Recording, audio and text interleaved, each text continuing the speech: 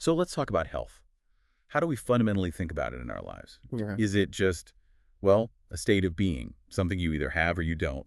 Today, we're doing a deep dive into a really influential 1972 paper by Michael Grossman. He basically reframed health completely through an economic lens with quite a different perspective.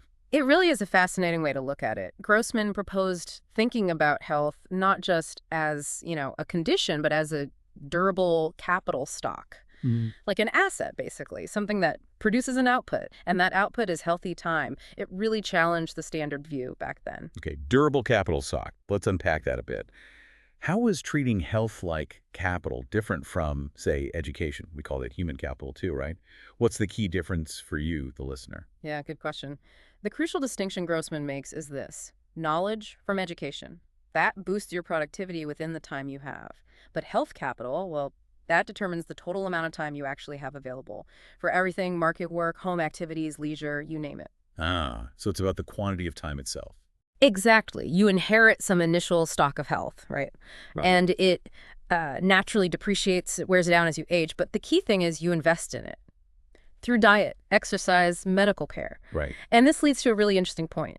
Medical care isn't the end goal in this model. It's what he called a derived demand. Derived demand, You, meaning... you don't actually demand the medical care itself, like a doctor's visit or a pill. Yeah. What you really demand is the health that care helps you produce. Think of it like you don't want the drill bit, you want the hole it makes. Medical care is just an input, a tool to get you the actual commodity you value: good health. That makes a lot of sense when you put it that way. Yeah.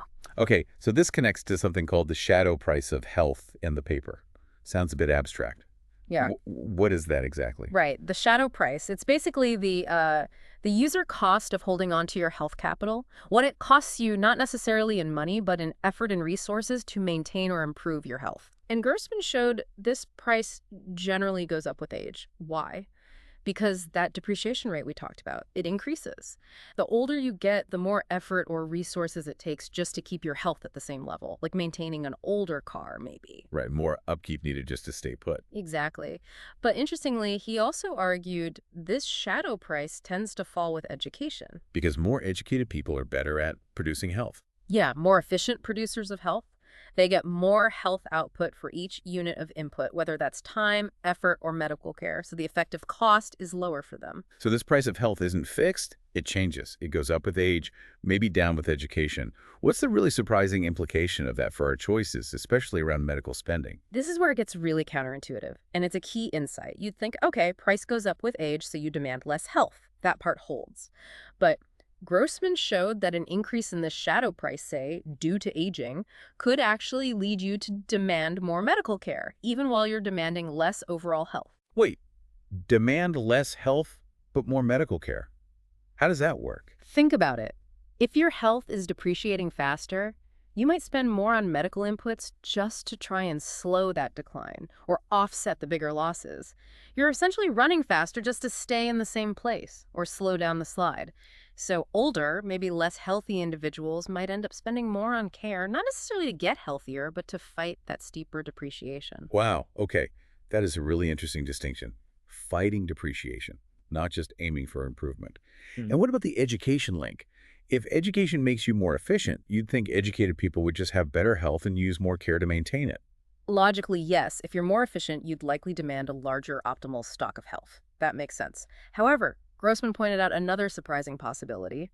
If the returns on health investments diminish quickly for educated people technically, if the elasticity of the marginal efficiency of capital schedule is less than 1. Okay, in simpler terms. In simpler terms, if they get so efficient at producing health, they might actually need fewer medical inputs to reach their desired health level.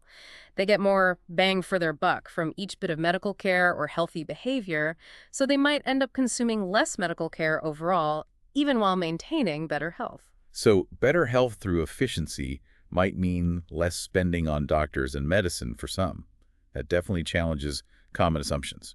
Okay, so bringing this all together, what's the main takeaway for you, the listener, thinking about your own health? I think the core message is that your health isn't just passive. It's not just something that happens to you. It's It's like an asset you're actively managing. You're making investment decisions all the time, influenced by your age, your education, your circumstances. It's really about optimizing your healthy time over your lifespan. You're managing this vital capital stock. It really shifts the perspective. Which leads to a final thought. If we all started to truly internalize this idea, viewing our health as this capital stock we build, maintain, something that depreciates, how might that genuinely change our day-to-day decisions? About lifestyle, diet, exercise, even how we approach aging itself? Would we see it more like managing a portfolio rather than just accepting decline? Something to think about.